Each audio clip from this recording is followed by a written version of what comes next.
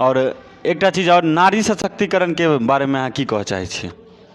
नारी सशक्तिकरण के बारे में कह रहल छी जे नारी के सबसे पहले सम्मान हम करे छियन जे आई हमर माँ नारी छत, आई हमर सिस्टर नारी छत, बहिन नारी छत, भाभी नारी छत, हमर पत्नी नारी छत और पूरा समाज के नारी के हम बहुत बहुत सम्मान कर रहल छियन कियाकि वो हमरा माता दीदी भाभी चाची सब छत। एहि के लेल हुनका हम बहुत बहुत सम्मान कर रहल छियन और हुनका लेल बढ़ चढ़ के हम आगा आयब जे हुनका कोनो तरह के समाज में समस्या नहीं हेतन।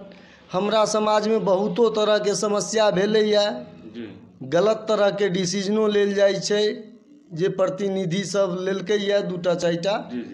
तो हमर प्रयास रहत जे समाज में नारी के विरुद्ध गलत डिसीजन नहीं होबा चाही।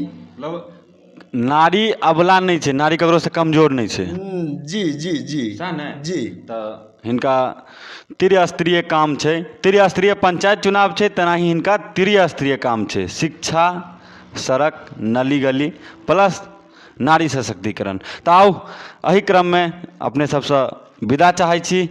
आजुक दिन अपने के